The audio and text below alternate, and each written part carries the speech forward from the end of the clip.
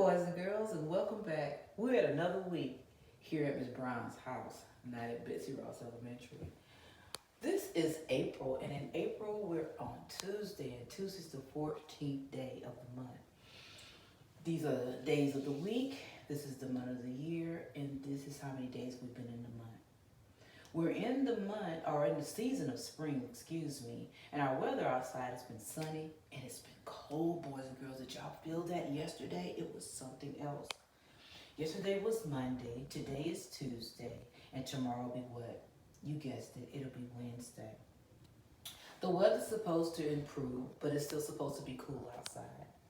So let's move on to what we're going to be meeting the teacher with this week. When we meet the teacher, we're going to be talking about phonics, high frequency words, reading comprehension, vocabulary, and we're also going to take a little toe into our social studies. So boys and girls, let's get started with our phonics. Our phonics for kindergarten this week is going to be it. Remember, onset is the first part, rhyme is the second part. Onset is the first part, rhyme is the second part. And when I'm talking about the onset, I'm talking about different alphabets. That's right, I'm talking about different alphabets. Alphabets that we find all the time. So, if we have the word it, and we put a K in front of it, what will our word be? You guessed it, it will be kit. So Ms. Brown wants you to play around with that rhyme for a little while and figure out at least two more words that you can make using the rhyme it. Now, first grade, you always get the challenge. That's right. We're going to be working with the long vowel sound, and the long vowel sound is going to be I. And remember, when you have two vowels together, the first one is talking and the second one is silent, and we have ite. That's right, ite. So we're going to put a K in front of ite, and what word will we have? I'll give you a minute to think about it. Remember, onset's the first part and rhyme's the second part. That is correct. You will have kite. And I want you to think of two more words that you can think of that will rhyme with kite. Okay? Now let's go into our high frequency words this week. Remember, red is for who? You guessed it, kindergarten. And blue is for who? You're on the ball. It is for first grade. Let's go over our high frequency words. You know how Ms. Brown been spelling all the high frequency words for you? I'm going to let you spell them. I'm going to point to them, and I'm going to give you a minute to spell them out. And then I'm going to say the word. Are you ready? Let's go. Your first word is red. Let's spell it. Red. Again. Red. Very good. Let's go to our next word. Our next word happens to be C. Let's spell it. C. C. Very good. Now let's go to our last word. Our last word is a longer word, and our word is with. Let's spell it. With. With. What do you notice going on in that word, boys and girls? You see a TH. That is correct, and TH makes th. Now let's go on to our first grade words, boys and girls. First grade, yours is in blue. You're going to do the same thing that the kindergartners did. Let's say the word. You're going to spell the word, and then I'm going to say the word. Let's get ready. Go. Live. Again. Live. Very good. Next word, old. Let's spell it. Again, old. Very good. And our last word is use. Let's spell it. Use. Use. Very good, boys and girls. I am so proud of you. You're doing a great job with this. I also want you to focus on your high frequency words on your list. Now we're going to be talking about our reading comprehension for the week. And our reading comprehension for the week for kindergarten is identify and describe the main characters in a story. In first grade, what you're going to be doing is to describe the main characters in the story and the reason for their actions. So we're going to be talking about that. Our vocabulary this week, we're going to be reading a good book. Our book is entitled many of you likes a juicy red apple? I know I do, but this particular book is going to have different varieties of apples. And I want you to go online and I want you to find this story by Gail Gibbons, but I want you to listen to the interpretation read aloud by Tina W. That is correct, Tina W. So when you go to YouTube, who are you looking for? You guessed it, Tina W. In this book, I want you to look for these vocabulary words.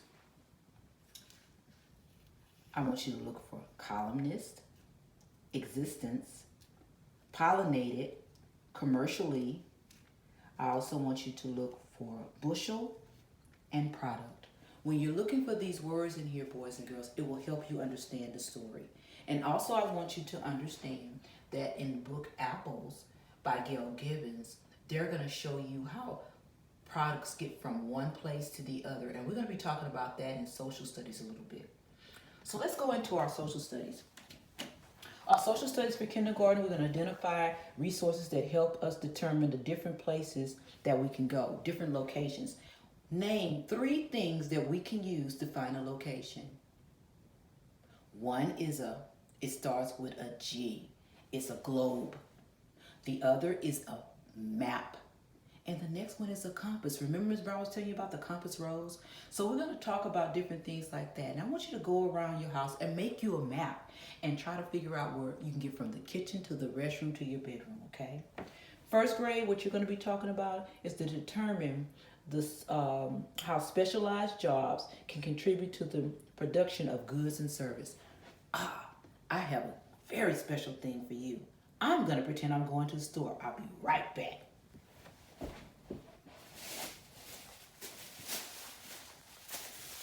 Hello, boys and girls. I went to the store, and guess what I found when I went?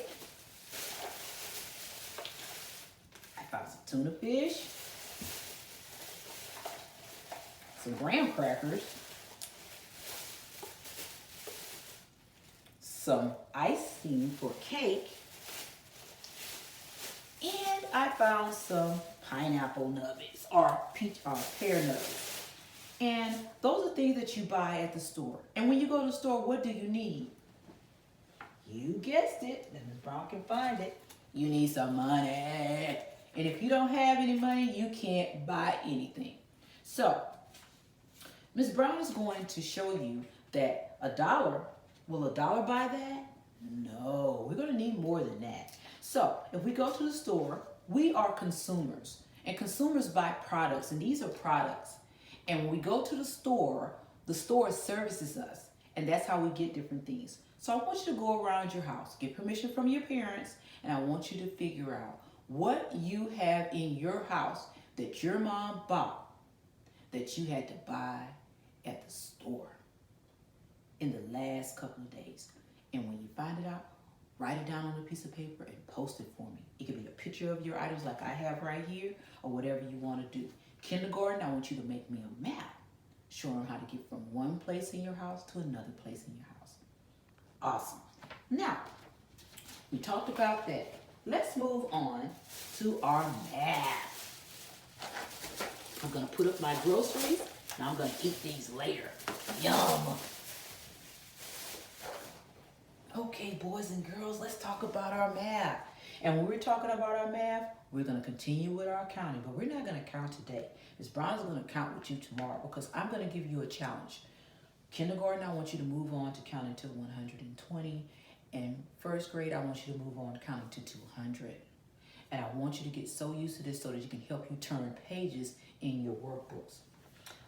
Kindergarten, we've been talking about comparative language. And on this board, I have some problems that I have worked out, and I want to share them with you.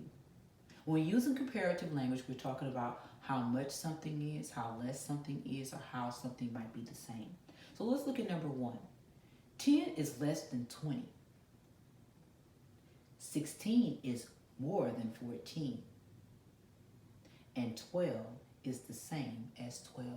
So that's comparative language. So when we're talking about our problems, boys and girls, and I ask you to post, these are the types of sentences I would like to see.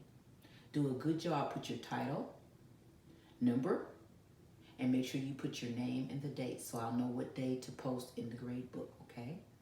Excellent. So let's move on to first grade skills. First grade, you're comparing numbers as well, but you're comparing numbers using symbols. As you see less than, greater than, and equal to. So let's look at the first one.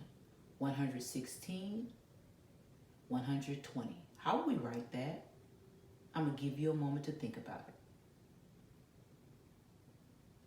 And while you're thinking about it, I'm getting my pen so I can write down the answer.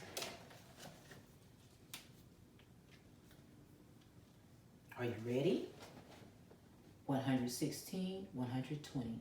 What is our strategy? Find the biggest number, put 2 dots. Find the smallest number, put 1 dot, and connect the dots.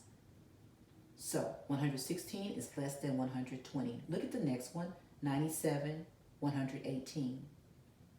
What is my strategy? Find the biggest number, put 2 dots, find the smallest number, put 1 dot, and connect the dots. 97 is less than 118. And let's look at the last one, 55, 55. We just draw 2 lines. 55 is equal to 55, or 55 is the same as 55. Boys and girls, we've been talking about comparative numbers for the last 2 weeks, and I know that you guys have gotten the hang of it. Ms. Brown wanted to do something fun with math before I wrap this up for today. We've been talking about abracadabra. Who remembers abracadabra? Remember Ms. Brown gave you paper and she asked you to fold the paper? And on the paper, you would fold the paper, you would start with a hole. So we're going to start with a hole. This is a whole circle. Everybody see that? That's a whole circle. Well, if Ms. Brown folded that, it would turn it into half of a circle, right? It would be half. So Ms. Brown wants to take this part right here and make it into 2 parts. So what would I do? I'm going to give you a chance to think about it. Think.